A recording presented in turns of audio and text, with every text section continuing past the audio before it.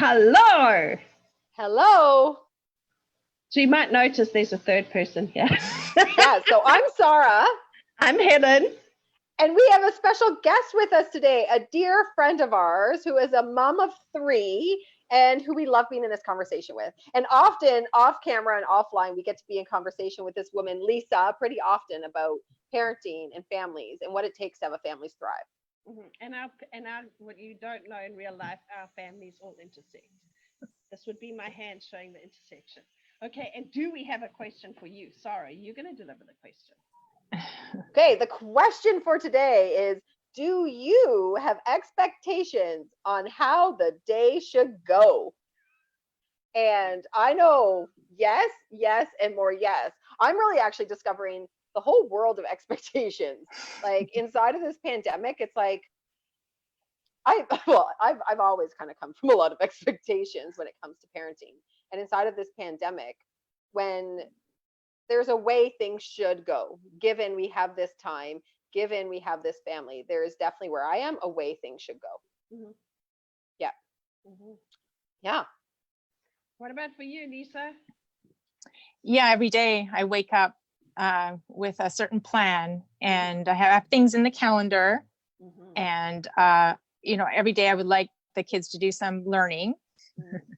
And so that's an expectation. And do some movement of some sort. So that's an expectation. And everybody to eat semi healthily throughout the day. So I do have some expectations of how the day is going to go. Yeah. And to keep everybody mentally fit, physically fit, emotionally fit. And then, that's be the parent that I want to be with them and be kind and present too.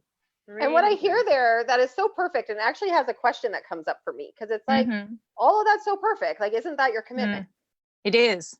Like you can really hear like your commitment to your kids, having a full life or health and well-being. Like you can hear commitment there. So it begs me to look like, because commitment is great. Commitment can give us like beautiful things. It could really give us a place to stand and how to show up to things. That's why, we call ourselves committed parenting around here. Because like when you can, come from a commitment, it's fantastic.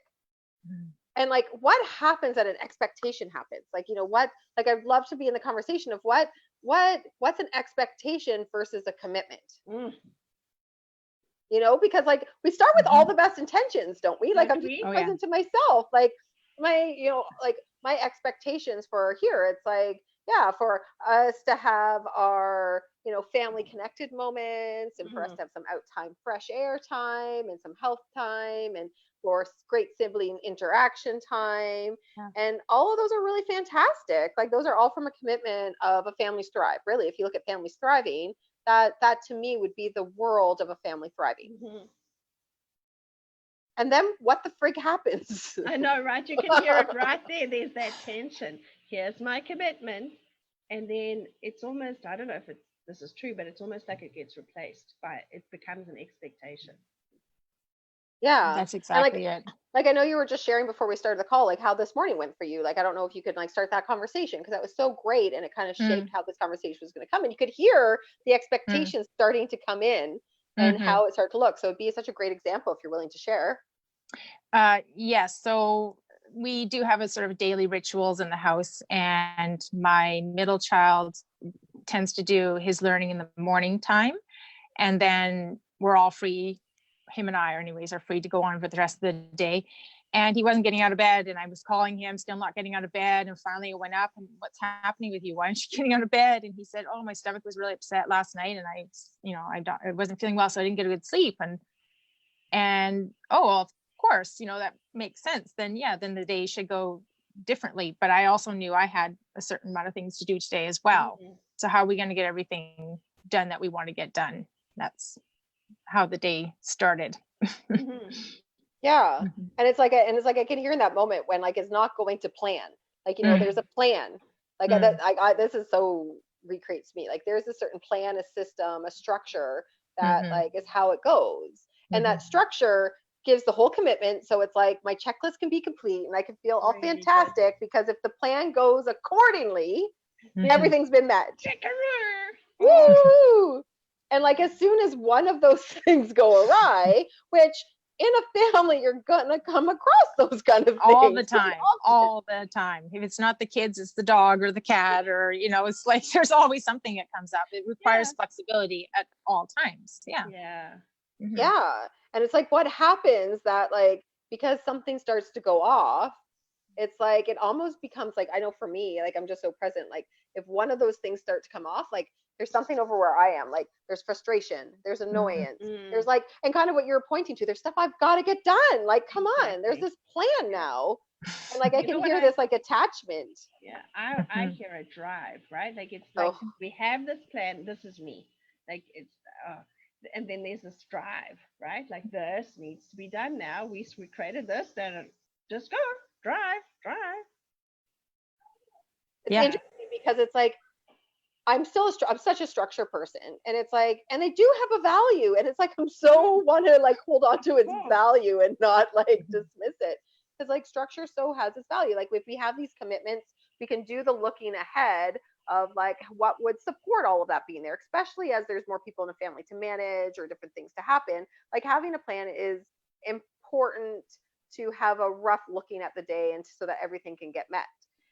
And it's like, but something happens when it comes that drive, when it becomes like this have to, when it becomes like the rigidness of the plan just solidifies, and it's like the commitment just goes out the window. It becomes about the plan and not the commitment.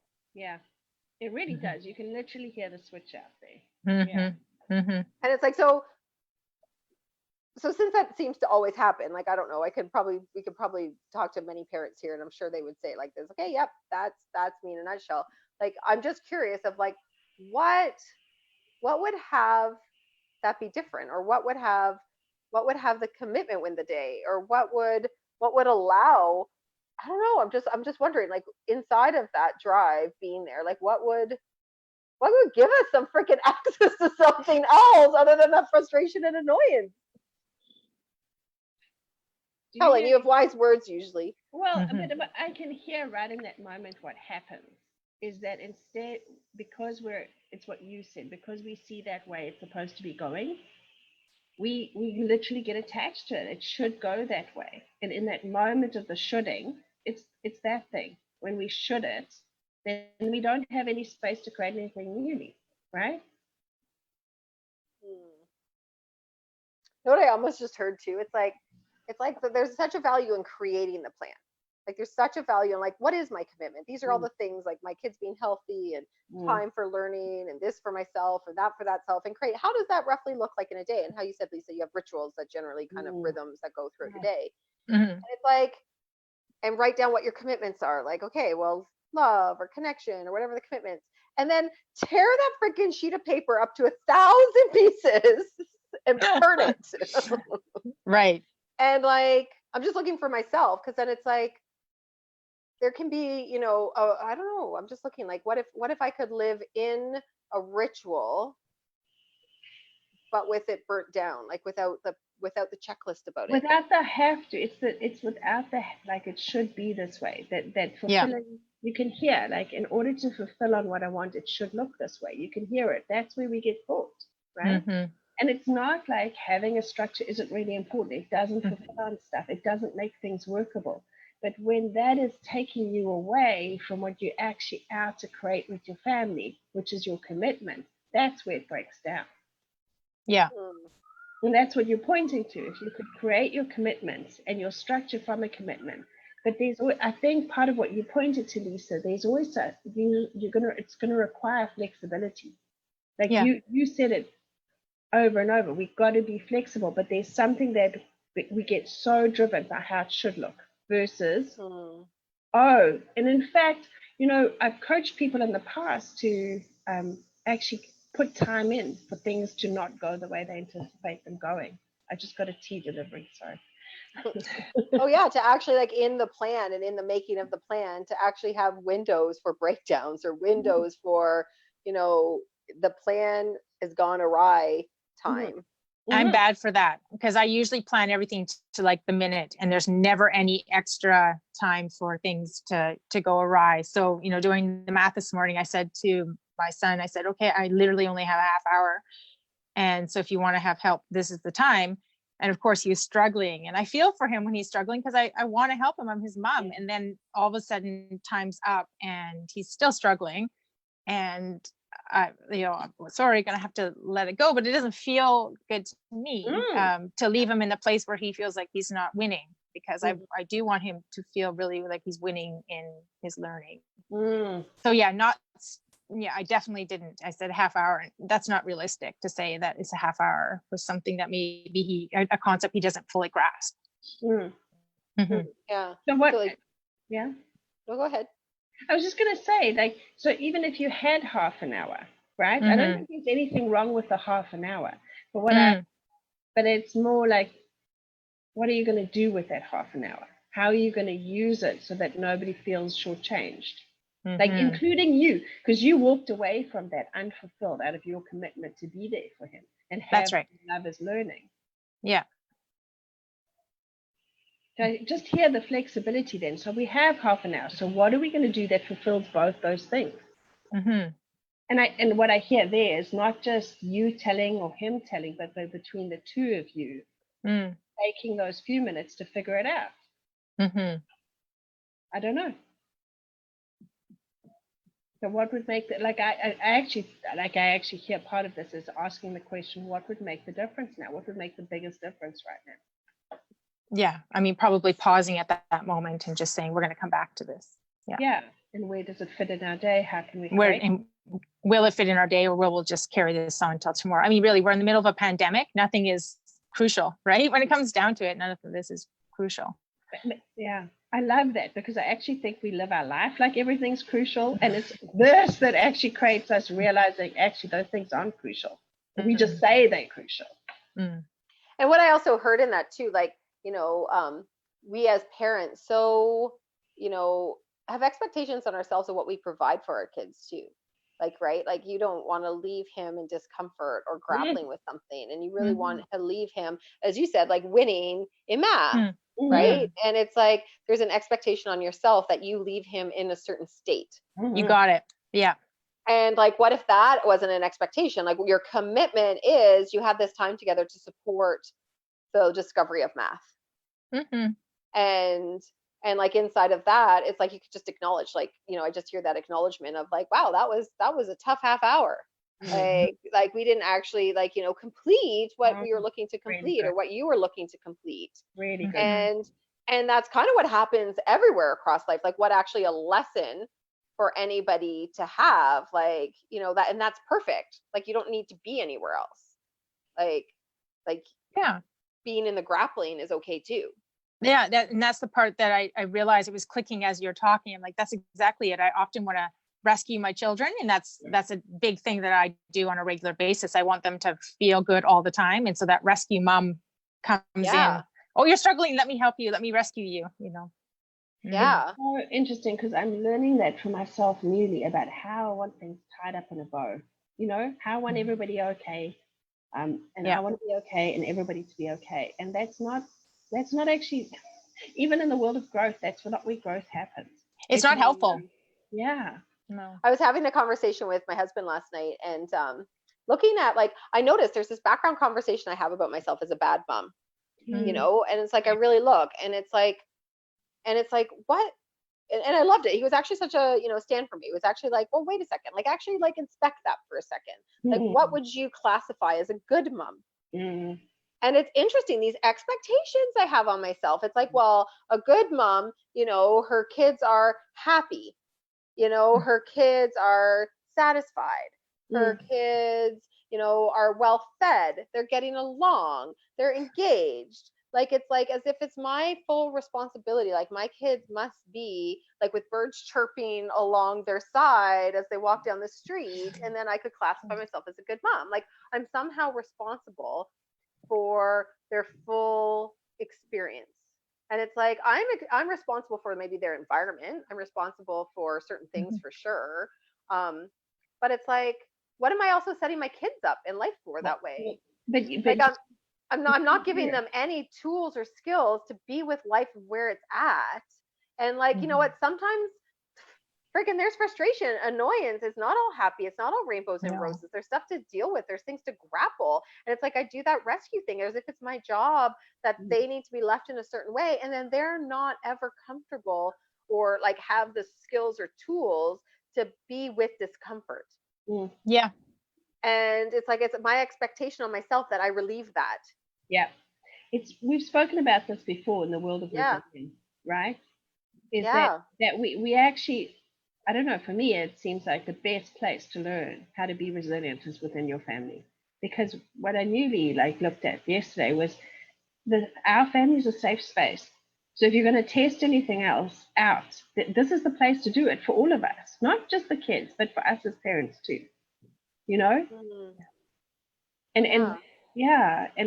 And the opportunity to live life fully in a family, not because even what you were creating, Szara, it's also then that your kids need to show up a certain way for you to be the good mom. Yeah. What a layer they have to wear on them. That's Yeah. What a heavy pressure. weight. It Yeah. is. Yeah. And we do that. Like it's not like it's not like you're the one doing that. I'm responsible for the same thing. Like if I too. remember, my kids used to need to look okay when they walked out the house. They need to all dress and not have mussed up hair and wear matching socks. Because that meant that I could have my stuff together as a mom. If you looked at it, we can laugh. It's all good. Honestly, I remember it. That's why I'm laughing. I know. And also, like, preferably not in track pants either. My word. You need, you know? It's like, but that meant I was a good mom. Yeah. Yeah. And it's like these expectations that we put on ourselves and we put on our kids. Yeah. And it's like Yeah. expectations. It's like, and it's so unfortunate because they kill off the commitment is what I actually just hear there. Yeah, It's like, I really inside do. of that, look at the pressure and weight I put on my kids, which kills off my commitment for them to be like heard, free, connected, and like exactly how they are and perfect. Okay, but here's the thing: we cannot beat ourselves up for being. Yeah. The thing. That's where we go, because that's just what we do, right? Yeah. Yes. And like I guess what I hear and what you're just saying is like expectations are going to be there. Mhm. We are expectation makers. We are. Yes. Like it's kind of the design of our brain and how we operate and how we plan. Like we start with like a commitment and like, you know, with a great intention, and then we plan it out and we create it and then get kind of fixated or a bit attached or whatever and driving and the expectations start showing up. And it's like, what I hear is like, whoa. Sorry. Okay. I was worried that was your body that did that for a second. Anyways, okay. Sorry. I was just so into the conversation. But it's like, and then in that driving, it's like I hear like this is like, it's like what we do. And what if we just made peace with this mechanism? Is what I actually hear. Like, not like I keep going to want to take it away. Like, how do we just not have expectations? Like, that's where like I want to go, right? To fix it, change it, to like eradicate it. And like what I hear, it's like, you know what? No, I'm going to be waking up with expectations tomorrow. Yeah. I will be. Like, to say I'm not going to have expectations, like, really, if I cut out a part of my brain and neural pathways to take that out? Yeah. And what would it look like if it was like, oh, I'm somebody who has expectations, and expectations might sometimes get in my way, but I'm going to have them. And so does everybody else. Yeah. Mm-hmm. That's so awesome. You can hear it. Yeah. Yeah. And then it's like I could almost laugh with them. It's like it alters what it is. Instead of like this heavy expectation of like, it needs to be this way. It's like I could notice the expectation. And it's like, oh, I have this expectation. It needs to be this way. Aren't I hilarious? Aren't I just hilarious that I think you guys should all be up and dressed and happy for your day, sitting at the table, you know, at 9 a.m. Like, isn't that kind of hilarious? Well, I like what Helen pointed to. I think a couple of days ago, we were having a conversation. She actually specifically said, what does it feel like in your body when you start to have, and we can bring that as expectations in your body. So is that not happening? Is the fist clenching? Is the tightness? Is the jaw, you know, that things aren't working out my way? And that can be a clue like, oh, we need to change gears here because I'm in expectation mode. Or yeah. Like, just to get I love what you just point to, because like like by making peace with that, like we have expectations as part of kind of being human, and especially being a parent. We can start to understand how we are with expectations. We can start to get related to ourselves and like, yeah, like what does it feel like physically? What are some of the thoughts or things we notice ourselves say? Like, it's like, I almost go on, like you could almost press a tape player when I have expectations. It's like, oh, okay now, guys. Like, it's like, that's actually something I'll often say. Okay now, guys. The tone, I recognize the tone. I know. And it's like, oh, if I just notice, hear myself say that, that could be a, you know, a bit of an alert. You might want to notice, you might have an expectation here that's running the show and driving the car. Really good. Yeah, that's really awesome. And it's like, I just hear, it's like, yeah, that making peace with expectations. Instead of beating myself up as if they shouldn't be there. Have an expectation that I shouldn't have expectations. That's perfect. Yeah. Brilliant. Oh, the love of expectations. But Lisa, I actually really want to say thank you, because you actually created something today that we, you know, in the world of what we were taking on, we would never have had this conversation without you here. You're welcome. And I just love it. So thank you. Thank you for being seriously, thank you. And we would love to have you back. Like, this is really brilliant. And I love who you are as a parent and how you take on parenting. Like, you're always looking, you're in the conversation. And yeah, you're really reliable for looking at your parenting. It's brilliant. Yeah, it's so fun to be in this conversation with you. Yeah, it's awesome. Thank you. So going forward, for anybody watching, like, you know, what kind of expectations do you have? What kind of expectations are driving your day? What kind of expectations are driving your family? And again, you don't even have to change them. Maybe just notice them, and like, you might want to even laugh a little bit at yourself. The expectations that you have. Yeah, get out that tape recorder. You can, it could even be really fun, because I always love to like look at how we can bring it to conversation with the kids or the family. It's like, I actually want to even ask my kids the question, what kind of expectations do you notice me having? You know, or like, what expectations do you have?